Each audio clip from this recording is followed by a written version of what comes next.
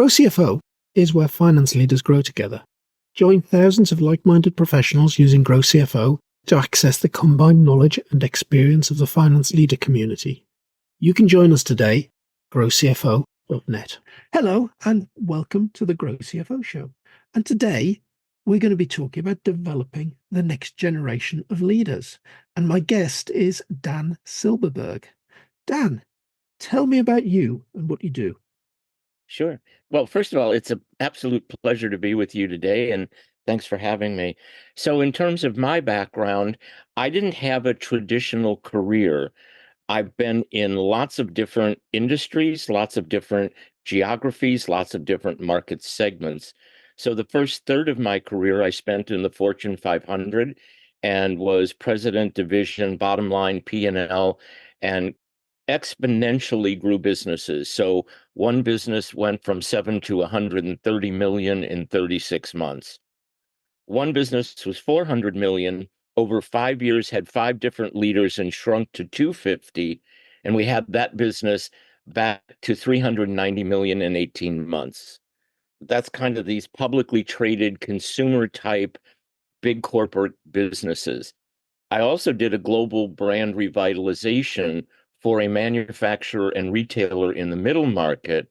And in that particular instance, we grew the company from 75 to about 150 million in 18 months and reduced operating overhead by over 40% in 6 months. So I kind of was a turnaround guy and an artist in the consumer area. Then I also have a consulting background, trained in McKinsey methodologies and partner at A.T. Kearney, which is a big US consulting firm. It's also global. And then I have a technology background with EDS and Oracle, where I was a managing director and led the go-to-market $0 to billion companies for the consumer product category. I've done 5 startups. I've done M&A work with Goldman Sachs. And then when I thought I still was underperforming, I went back and got a master's degree in leadership and coaching. Hang And on, this you've now done all of is, that and you thought you were underperforming. yeah, so I've had kind of a spectacular life. I've always thought that life was an adventure. And so training the next generation of leaders, I'm really kind of at a legacy place. I had great mentors, people who taught me how to be a leader and coach, and I want to give that back now to those coming up. And I think the world leadership exists in a context. And so maybe we'll have a chance to talk about 20th century versus 21st century as the leader context. I think that's probably a really good place to start because you gave me an interesting stat before we hit the record button, talking about 93% of CEOs saying that the business model that they're operating now is not the right one and it will have to change in the next 36 months. Now, that says a lot about the difference between 21st century leadership and 20th century leadership. Do you want to tell me some more about that, Dan? Yep. So the way I've looked at it is the 20th century was pretty much an industrial revolution. In the United States, Henry Ford started the Ford Company in 1914. Cars started to sell in 1927. And out of that emerged what we now, if you go into a company and say, do you have an org chart? Most companies will say yes. And then I know we're in trouble because it's a hierarchy. So in a hierarchical world of industrial revolution, that was fine. We had car dealerships, we had the engineering department, we had the purchasing department, and the only people who could look at the business holistically were people at the top. And it was an environment of reporting and delegating and organizing and follow up and all of those kinds of things. But the reality was, it was for me, top down, command and control. In many cases, do as you're told. In many cases, park your brain at the door. And if we like you, we'll keep you and you'll get a bonus. I know that's a little cynical, but what I really want to do is emphasize that the speed of change in the 20th century was in slow motion compared to where we are in the 21st century. Building a car is a very complicated process. So if you're on an assembly line, you have all these little components. You have glass, you have metal, you have engines, you have carburetors. It's extremely complicated. So that particular hierarchical do as you're told game worked. But now we're in the 21st century, and true competitive advantage is now based on intelligence. It's based on information. The speed of change is remarkable. Now, here's the foundation that we live in the 21st century, different than the 20th. We have a word called disruption. For any CEO, geopolitical disruption would be a full-time job. But not only do they get to have geopolitical disruption, they have social disruption, they have economic disruption, they have spiritual disruption, they have cultural disruption, institutional disruption. That's a really nice foundation to overwhelm anybody. But now let's put some pillars onto this foundation. We have volatility, we have uncertainty, we have complexity, not complicated, complexity and ambiguity. And now you, Mr. CFO, are supposed to look around the corner as the strategic partner in the C-suite and have everybody understand where we're going. And if that's not enough to overwhelm you, it is for me. Me too. Right? So in a traditional 20th century environment, if we take an iceberg as kind of the analogy, an iceberg about 10% sits above the water and 90% sits below. So in a non-fast moving world, a 10% overview was enough to keep things on track, right? And maybe the best companies would get a 20 or 25%. But today, we need to live in what I call an ecosystem world. So instead of top-down hierarchical, we're looking now at a circular environment of self-directed teams.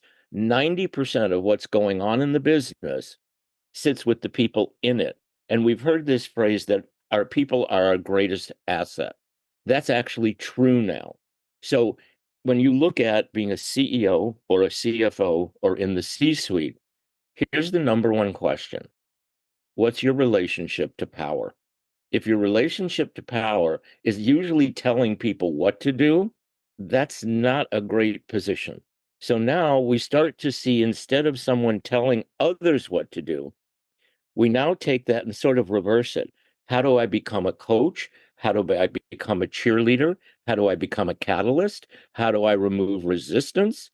So now in a self-directed team, we've got a project. And Kevin, you have this finance background that really, quite honestly, none of us have.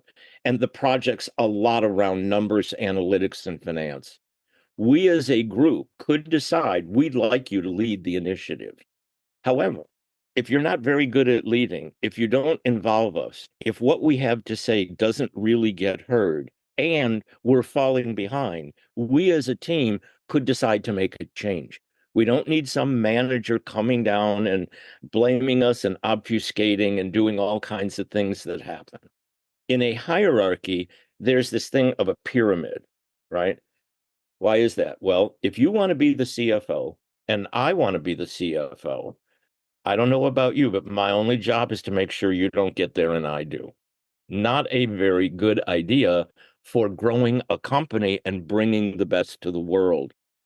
And so this ecosystem idea, if you think of an ecosystem or a garden, there's soil, there's trees, there's flowers, there's weeds, there's all kinds of different things that exist, but somehow there's equanimity and they all seem to thrive. But if the ones don't thrive, they kind of die off and move. So it's a very different way of managing. And my goal in training the next generation is they're not steeped in hierarchy. They have less mistakes to undo. And so I think now how we treat people, it's interesting in leadership, which we'll get to, my idea about that. There's always an adjective in front of it, and I've never figured that out. you could be a transformational leader, then you could be a conscious leader, then you could be a heart-centered leader, and then you could be fill in the blank. And the latest now coming out of the best consulting firms is now human leadership. Did we forget that human beings were in the game from the beginning? I think So, human implied in just about all of those terms you previously put in front of leadership. yeah. Yeah. So if you go to Google and you type in leadership, you'll get over 1 million hits. You'll get a gazillion strategies and characteristics and different things. But in the moment, I can't say what, Kevin, time out. I've got to remember what my social emotional intelligence is supposed to be, right? Okay. Or what's my growth mindset here? No. So we want to really talk about who are you and what is this hero's journey to architecting this spectacular life that you're entitled to. Yeah. Okay. There's a lot to go in and take apart there. So, what attributes do you think a good next generation leader has? I think number one, tell your story. Who are you authentically?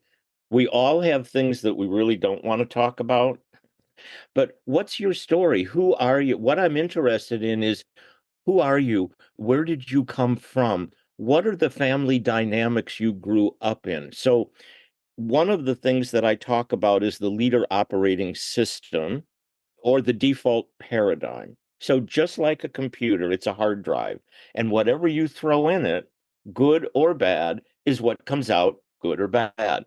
Yeah. So, from 0 to 10, we are a hard drive. We have no analytic filter whatsoever. So who we are is an amalgam of primary caregiver, in most cases mom, family, early education, spiritual principles, culture norms for boys and culture norms for girls, and kind of these institutional and political norms. And so we get that downloaded into us. It has nothing to do with who we are. It has to do with how generational families get together, what their belief systems are, that sort of thing. And so, in the end, how we see the world, our perceptual intelligence is pretty much baked in. Then, if you look at children, we mimic adults. That's sort of the second thing we want to talk about. Then the third thing we want to talk about is at the age of 2, that what's called the terrible twos, this is where we start to begin to hope to have this identity. However, every 20 seconds, we're told, no, don't do that. Don't touch that. I told you, don't do that. Take a time out. Go to your room. Why aren't you more like your brother? How come you can't do? You're never going to amount to anything, right? And I'm reveling these things off quickly because literally every 20 seconds, you're getting feedback like Yep. that, And I'm just imagining some grandsons that are going through exactly that or have gone right? through exactly that very recently. So one of the things is that why do people love Harry Potter? Why do people love Star Wars? Why do people like Tolkien trilogies and The Hobbit? They're all based on Joseph Campbell and the hero's journey. And so the program that we have for C-suite executives on new leadership is taking them on this journey. So we start in what's called the city of eternal slumber. That's the place you currently live, okay? And that's where yesterday looks like the day before and the day before and the day before, right? But it's also where our anger resides. It's where our shame resides. It's where addiction resides. It's all of that. And it just sits there and it's pretty much static. So the first place we want to go is to the graveyard. And people go, well, why am I here? And I'm like, I don't know. Why do you think you're here? Well, my parents are dead. And so there's nothing for me to do about that. Or my parents are still alive. Why don't you have a seat at the bench and think about it for a while? And then ultimately, what happens is we need to exhume those parts of ourselves that were found to be unacceptable so we could fit in, so we could be acceptable, so we would be lovable, and we wouldn't be abandoned, which is most people's biggest fear. I'll be abandoned. So if you're in a corporation or you're in a fast moving business, is your biggest fear, I'll get found out. They'll know I'm really not good at what I do, which is absolute silliness. Otherwise, you wouldn't be there, right? And And you I could be say you fired. say that, Dan. I'm looking at our CFO community, and probably the biggest single thing we see in new CFOs is that imposter syndrome that you've just described. Right. So, and as you and I spoke a little bit before, to me, it's so humorous to have imposter syndrome. And I myself have had it, so I don't want to put myself above anybody. But the only people that have it are the people who really are talented. They're really the people who, wait a minute, what do I deserve this? Am I really capable? All of those yes, you are. That's why you got the job. Now, are there things that you're going to fail at? Yes, we all do. Not a big deal, right? But what is it about us that allows imposter syndrome? I would argue it comes from early childhood, that it comes from you're not good enough, you're not worthy, you're a bad little boy or a bad little girl because you just did some behavior. And so we want to unleash those things, because when those dissociated parts of ourselves are reintegrated, all of that disappears. Do you have an inner critic in your head that's constantly telling you things? Well, that inner critic was put there by you, and it can be removed by you. So we work on those kinds of things. So it's very much the inward journey. We talk so much about leadership as this external event. Leadership in business, in my mind, is usually talked about in American football. We're in the end zone, but we never talk about, wait a minute, we were at the 5 yard line. How do we get all the way there? Maybe in Europe, it would be, we just kicked the goal into the soccer net. But how did we do all those passes and everything else to actually get that to score? And so I think it's really important that we understand that we are gifted. Each of us has artistry. Each of us has a genius within us. And how do we unleash that to the betterment of others is a big deal in how we lead better. Tell me a little bit more about that, unleashing genius. Say that there's a genius within each of us. How do you go about sort of identifying that genius and using it? Again, that's kind of an interesting, I've never had that question. So thanks for that. So for me, one of the things that I found out about my genius that I just happens is when I was doing my work, people said, we've never met anybody who literally can absorb as much difficult information to comprehend and assimilate it and be able to explain it in a very understandable way in a speed that we've never seen. So part of our identity comes from the reflection of others. So if you think you could create your own identity, here's your task. Look into your own eyes without a mirror. Can you see anything? Oh no. Right? That's The really unleashing, interesting, Dan. That you don't know. What you're saying is effectively you don't know your own genius. Other people have got to point it out to you. you may have a sense of it. Like someone comes to you and says, Kevin, I think you're an absolute genius. The first thing most people would do is, that's ridiculous. And we're in denial and we're doing all of this, as opposed to, that's a really interesting thing that you just said. Why did you say it? And what would that look like to you? And so in school, we're told, oh, you're really smart. Or in sport, we identify kids early and go, you're the most talented. We're going to put you on the good team. All of these things are done to us. But ultimately, I know that part of my genius is being able to look at the consumer product industry and look at it in a way that I can drive exponential growth and operating financial performance. I've done it over and over and over. I did it in the apparel business. I did it in nutritional supplement business. I did it in the sport business. I've done it in personal care. I started the first global apothecary in the US, right? I don't know if in Europe you have ice cream called Ben and Jerry's. Oh yes, love it. Okay, so here's the deal. Ben and Jerry's $450 million business. It's owned by Unilever.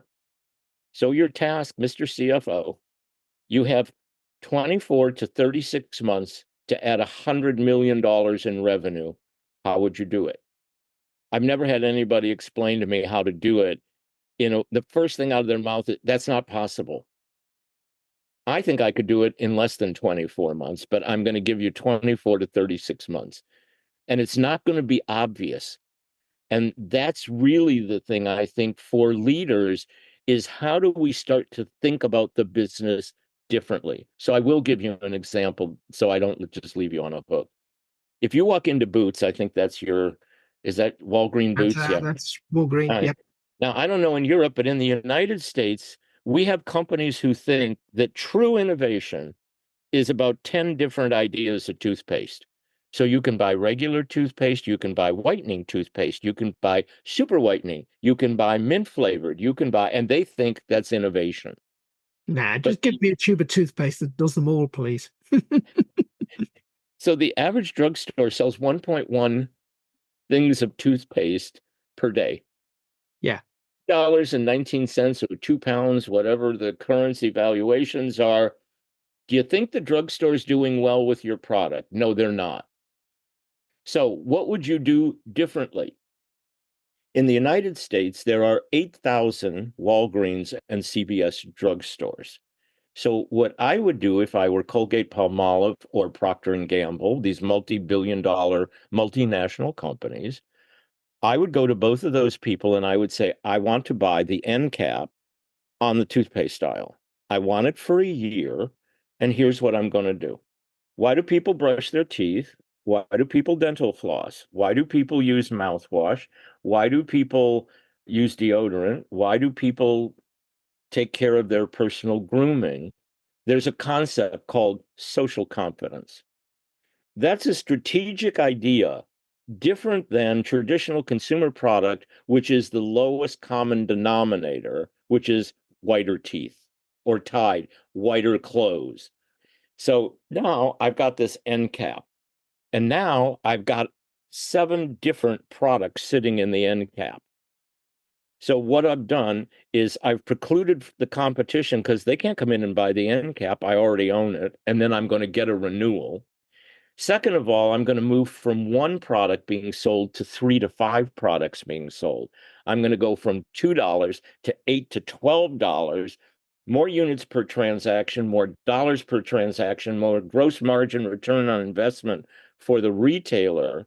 So if I'm a CFO, I'm sitting there going, this is incredible. I can grow revenue, increase profitability, gain market share, and I don't have to do the silly things about margin erosion. So I'm a CFO, I'm in a consumer product company, and what's the first thing I do? I discount. So I do a BOGO, buy one, get one. I buy one, get one 50 off, 10 for 10. I do all of these different things because whatever I'm putting in a market is a commodity, because all of my competitors think alike. So now we want to start as a leader to think differently. It drives competitive advantage. So anyway, I'll end it there because then I've got some other things to talk about, how CFOs can integrate now analytics and new ways of thinking of the business much beyond their own mentality. That's going to be interesting. So I think we should just go straight to that topic, Dan. Tell me more. So we're in a world now of the cloud. We're in the, again, 20th century to 21st century, no cloud, no AI, no machine learning, no speed of market. So now AI comes in, and one of the things for the CFO to really help as partner of strategy, how do we make decisions? Are we an analytic and database company? Do we do it by feel? If we're doing it by feel, we're going to be well behind the companies who are really good at leveraging AI. One of the things I keep reading is the C-suite is concerned about AI delivering ROI on productivity. That's absolutely table stakes at best. Of course, you want an ROI if you're going to do that. That's not the value of AI. The value of AI is being able to unpack complexity, make better decisions more quickly. So as we start to take a look at this, if we're thinking, because we've elevated up from what you described as a task-oriented role, and now we've become the CFO, or we are the CFO, our job isn't about task. Our job is maybe delegate and follow up. But in that realm, how are we looking at risk and fraud mitigation? I don't care how we're looking at it as human beings, AI is a far better way to do it. If we're looking at a marketing department, content creation, building funnels, all of those kinds of things, we'll get increased productivity, obviously. If I could write a 7 email funnel in less than 30 minutes with AI, that's a huge productivity boost. But how are we going to look at AI in our CRM system? How are we going to look at it? One of the things the CFO is charged with, they've got to close the books every month. Go to most people and say, on the 4th day of the month, do you think you will make the month? And most companies will say, I'll tell you on the 30th. Mhm. I'm not really sure. No, no, no. See, if you know by the 4th or 5th day of the month, guess what? If you're accelerating sales, what can you do more to push that thriving? But by the 4th day of the month, if you think, you know what, this isn't working. Do I want to change a promotion? Do I want to offer something different? Do I want to change my price point? I'm now in real time. And this is where I think AI is the first true competitive advantage technology. So I used to sell ERP systems when I was with Oracle. Kevin, if you have one and I have one, it's pretty much parity, and it's pretty much this internal thing going on. So if my processes are more cumbersome than yours, I might be a little more efficient. But is that true competitive advantage? Not really. So now, if I'm using AI to determine the external world, a lot of companies, they're focused on themselves. But the world out here is what we serve. And now we're going to get much better intelligence much more quickly so that we can adjust. We're on the sea, the bigger waves are coming. And if we're going to still run like we're on a flat surface, we might tip over. So all of those things are going to matter. So we can look at revenue, we can look at processes, we can look at decision making. So there's lots of different ways that we can go with this new technology. But if we're not strategic, we're not going to do well with AI. Some deep thinking there. Yeah. Yeah. And that whole area of AI is moving so fast. How do you keep up with it? No, you're barely implementing today's innovation, and the next one's coming along. Tomorrow's innovation is already old news. Right. Well, we talked a little bit about tech companies and how they think differently. So if you're in a more staid traditional company, you may have less reward for risk taking. You may want to be more safe. And so one of the things I would argue is if you're in that kind of a company, create a group of people and put them outside the company. So when IBM did its ThinkPad on the laptop, Yeah. it knew that if you stayed in Armonk, it wasn't going to happen. So what they did is they took a group of people and they moved them to Florida, away from all of the shenanigans and how everything works in Armonk, and gave them a free rein and said, let's see what we can come up with. So this idea of skunk works can be a way for a more staid company. If we look at a lot of companies today, they don't innovate, they buy innovation. So if you as a startup can get to a certain level, you're just bought. If you think Microsoft or Google or Apple is going to let you become the next one of them, no, they're not going to do that, No, no, right? and They're just that's going to buy how you. Microsoft has grown its business. And Word, Excel, all of those things came from other companies and got wrapped up inside. And that's going to continue to happen. Way of the world with those particular big tech vendors. I think you pick, if you're a faster growing company, let's say you're a tech company, you understand fail early and often. But that's not really necessarily the idea. Where I would look at AI if I were a CFO, number one is how do we make decisions? How quickly do we make them? And how are we maximizing the decision that we make? So there's plenty just around that. Then if we look at, we want higher level of productivity, there's something around that. Automating our business process. So how many touches do we have? If we're looking at risk mitigation, if we're looking at accounts receivable and we're only capturing 70%, what would it mean if we captured 75 or we captured 80 and then we move to, so that we begin this iterative process. The idea here with AI, you're not going to go from here to final in 30 seconds. It is AI is going to continue to iterate, and we want to have partly within our organization that elasticity so that we experiment, we see what's working, we see what's not working, and we're not firing people for maybe making a wrong decision. Now, we don't want to tank the company.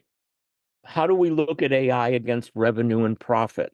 One of the big things around AI is, do we have a workforce skilled? If not, what kind of programs are we going to do? Now, another thing we might want to do is if we're in an ecosystem and we're not in a hierarchy, how do we partner with others who have more expertise and we can get quicker result than necessarily growing it ourselves? So maybe if I were the CEO or CFO of a well-known company and I have a lot of Microsoft infrastructure, I might want to be calling the CFO of Microsoft and saying, I'd like to put a program together for my group. Would you be willing to do that? And the first thing they would say is absolutely, because they're going to see more business. And so why would I buy all of this stuff from IBM or Microsoft or, name the company and then just have the product? That's the old world. I'm vertical. I own everything. It's our thinking. It's a much wider world out there. How would HR use AI around recruiting and retention? How would CMOs use it around? So you can look at each area. You don't have to do everything at once, but start somewhere. Start with the people that are excited about AI. Start with the people who think different, right? Every company tolerates certain people a little outside the line if they're delivering result. Those are the people I'd start with. Dan, that is an absolutely fantastic look at the world of creating the next generation of leaders. So much in there. And I think there's one word or two words that sum it up, and it's think differently. Yeah.